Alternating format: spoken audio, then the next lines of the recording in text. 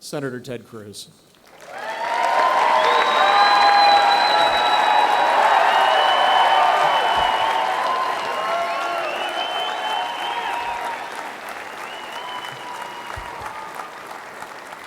God bless the great state of Illinois.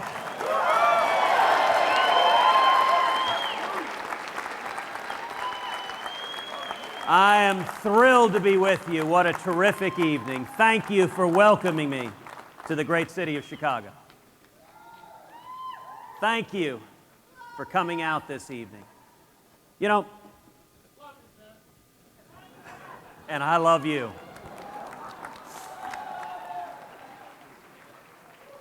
You know, you can tell a lot about a word by studying its history, its origins.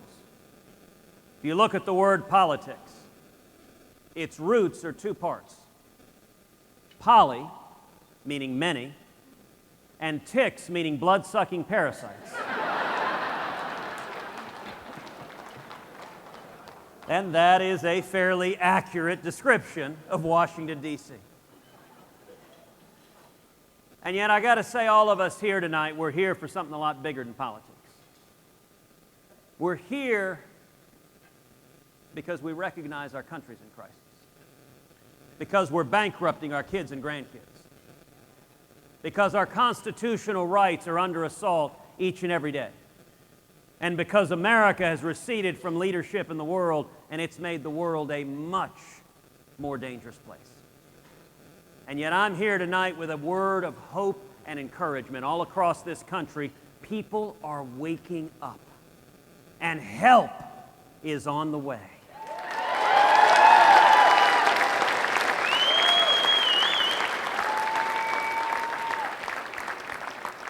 I believe this next election will be about three key issues: jobs, freedom, and security. Let's talk about each of them. Let's start with jobs. You know, let me talk for a minute to all the single moms out there who are working 2 or 3 part-time jobs, who've had your hours forcibly reduced to 28, 29 hours a week because Obamacare kicks in at 30 hours a week. Let me talk to all the steel workers and truck drivers and mechanics and plumbers, the men and women with calluses on your hands, the union members who've seen your wages stagnate, stay the same year after year. Cost of living keeps going up, but somehow your wages don't seem to keep pace. Let me talk to all the young people coming out of school. You got student loans up to your eyeballs. You're scared, am I going to get a job? What does the future hold for me? And the media tries to tell us this is as good as it gets. Well, let me tell you, that is an absolute lie. You know, it's easy to talk about making America great again. You can even print that on a baseball cap. But the critical question is, do you understand the principles and values that made America great in the first place?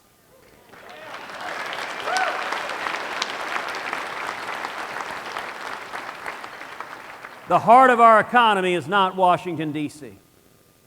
The heart of our economy is small businesses all across this great nation.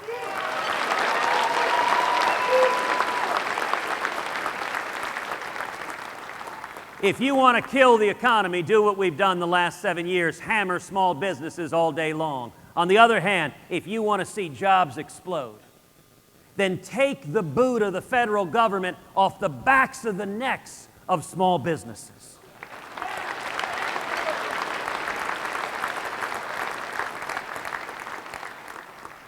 If I'm elected president, we will repeal every word of Obamacare.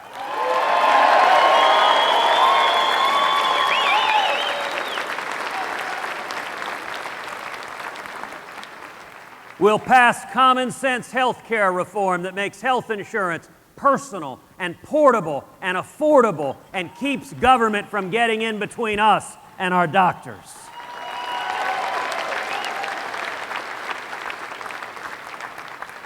And we will pass a simple flat tax.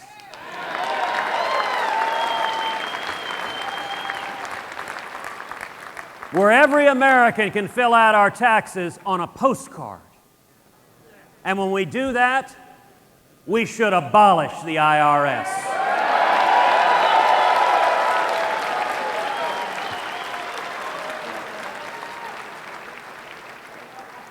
And we're going to rein in the EPA and the CFPB and the alphabet soup of federal agencies that have descended like locusts on small businesses, killing jobs all across this country.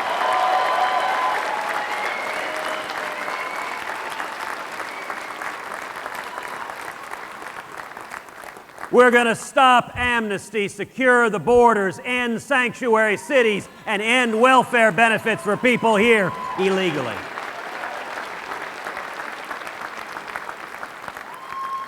And when we do all of that, we're going to see millions of high-paying jobs. We're going to see wages going up for everyone. We're going to see young people coming out of school with 2, 3, 4, 5 job opportunities. We will see morning in America again.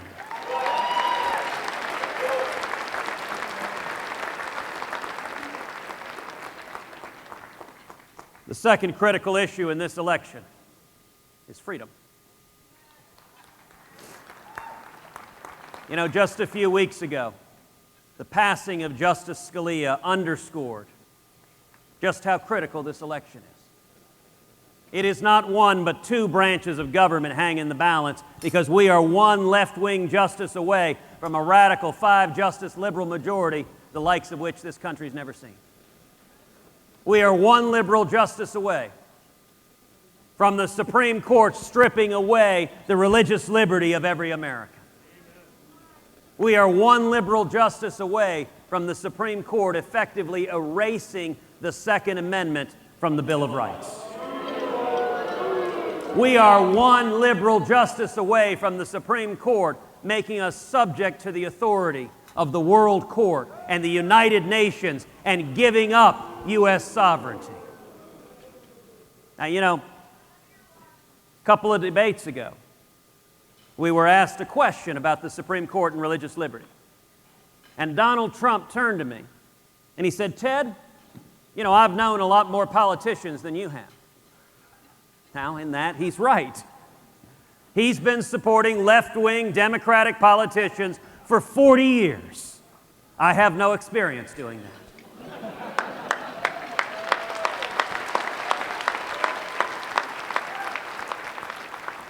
But Donald said, "Ted, when it comes to the Supreme Court, when it comes to religious liberty, you need to learn to compromise. You need to learn to negotiate. You need to work with the Democrats." Well, let me be very, very clear to the men and women of Illinois. I will not compromise away your religious liberty.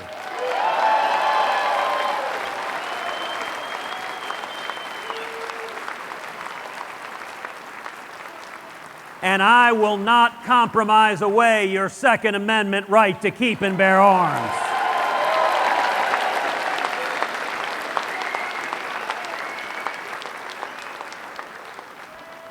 Donald Trump has told us he intends to negotiate with Harry Reid and Chuck Schumer and agree on a compromise to replace Antonin Scalia. Well, I'll tell you this, every justice I put on the Supreme Court will be a principled constitutionalist who will vigorously protect the Bill of Rights for your kids and for mine.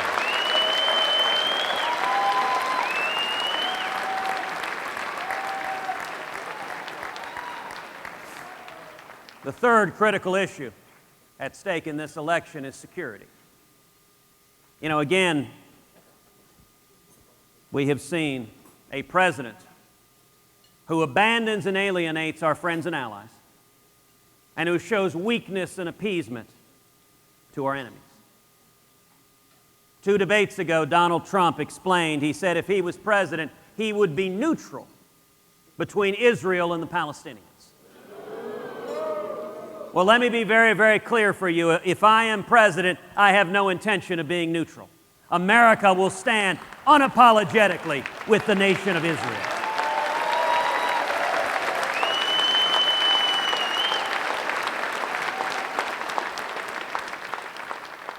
One of the most dismaying things that has happened over the last 7 years is we have seen our U.S. military weakened. We've seen our readiness degraded. We've seen morale among the troops plummeting.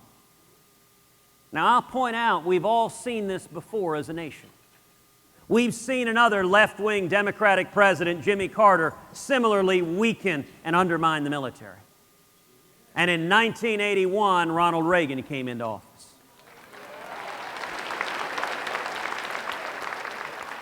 And what did he do? He passed tax reform and regulatory reform. He lifted the burden, the boot of the federal government off of small businesses. Jobs explode. We saw millions of high-paying jobs. We saw trillions in new revenue to the federal government. He rebuilt the military, and we bankrupted the Soviet Union and won the Cold War.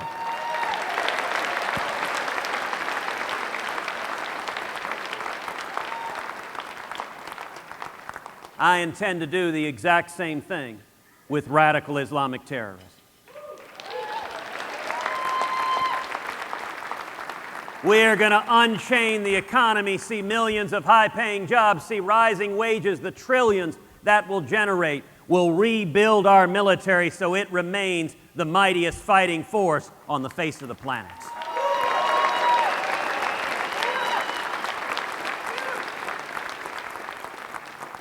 And no longer will our military be governed by political correctness.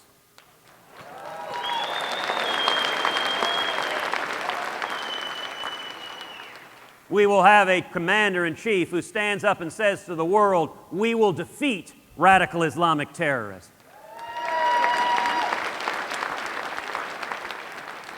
We'll have a president willing to utter the words, radical Islamic terrorism.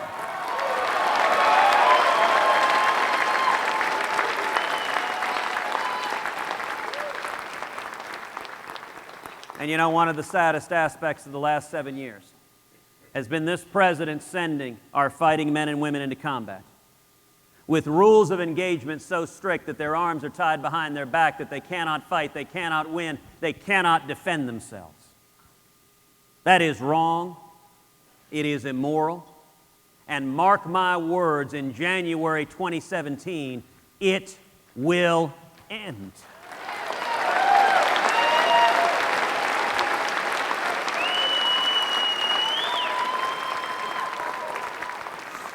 We have always been reluctant to use military force. America's slow to anger. But if and when military force is needed, we should use overwhelming force, kill the enemy, and then get the heck out.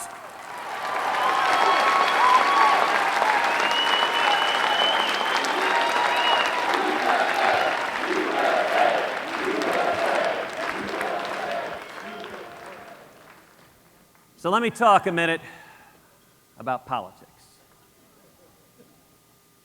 Where are we now? We're just a few days out from the Illinois primary. This race started off with 17 candidates. We had an incredible, diverse, young, talented, dynamic field of Republicans. What a contrast with the Democrats.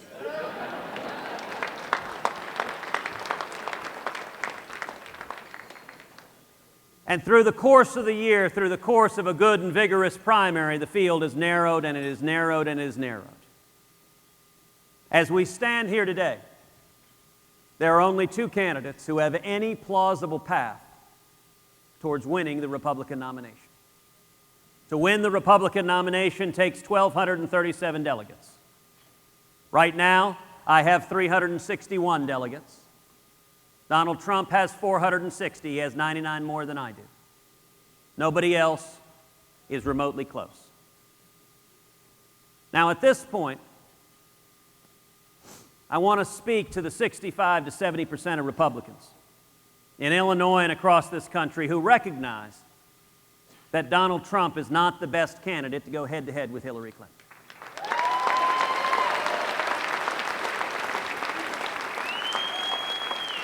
That if we nominate Donald Trump, we lose. Over and over again, every poll shows that Hillary doesn't just beat him, but wipes the floor with him, wallops him. And if we lose the Supreme Court for a generation.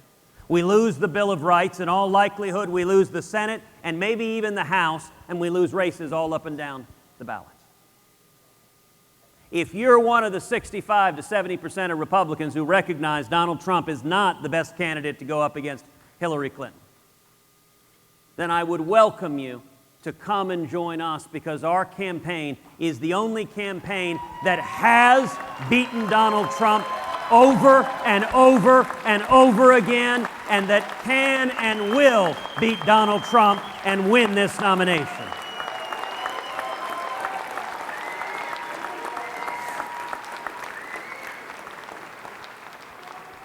And Illinois is a battleground.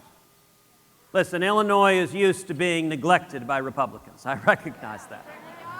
Y'all have the burden of living under despotic, messed up, left-wing Democratic rule, which means the men and women here, you're hardy, you're principled, and you're fighters. But Illinois is a state that matters in this primary. Right now in the state of Illinois, Donald Trump and I are effectively tied. We are neck and neck here in the state of Illinois. And to get to 1237, listen, the media has already given the nomination to Donald Trump. They desperately want him to be the nominee because he may be the one person on the face of the planet Hillary Clinton can beat.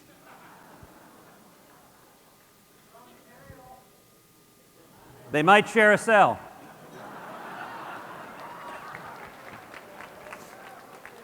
But the nomination is not going to be decided by the Washington establishment parachuting in some favored choice at a brokered convention. If you want to beat Donald Trump at the ballot box.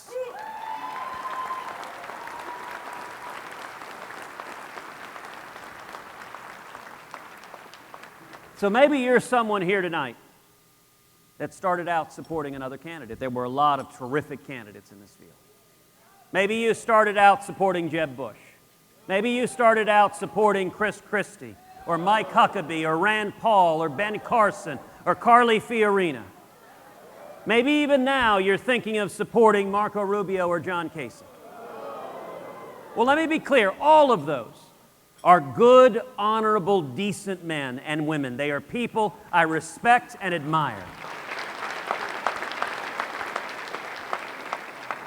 But what the elections have made clear is that none of them is in a position to be able to beat Donald Trump and win the Republican nomination. So if you started off supporting one of those other candidates, let me invite you to join us. Come, stand together, stand united as one.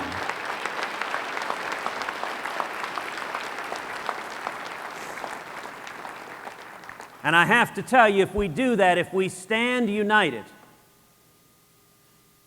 we will win this nomination. But you know, one of the interesting facts that has been underreported in the press is in primary after primary after primary, we are seeing record-shattering turnout. In state after state after state among the Republicans and among the Democrats, turnout has plummeted.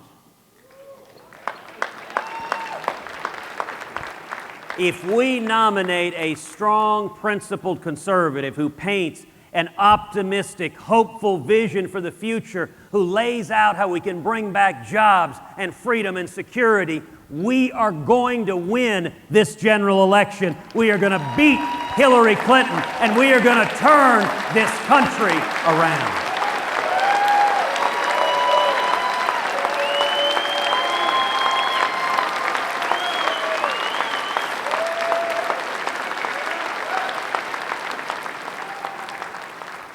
So I thank you for your passion. I thank you for your leadership. I ask you to join us not only to come out and vote on Tuesday, but to pick up the phone and call your friends and your family and your neighbors and your loved ones and urge everyone, let's stand together. Let's stand united. And it took Jimmy Carter to give us Ronald Reagan. And I am convinced the most long-lasting legacy of Barack Obama will be a new generation of leaders in the Republican Party who stand and fight for liberty, who stand and fight for the Constitution, and who stand and fight for the Judeo-Christian values that built this great nation. Thank you, and God bless you.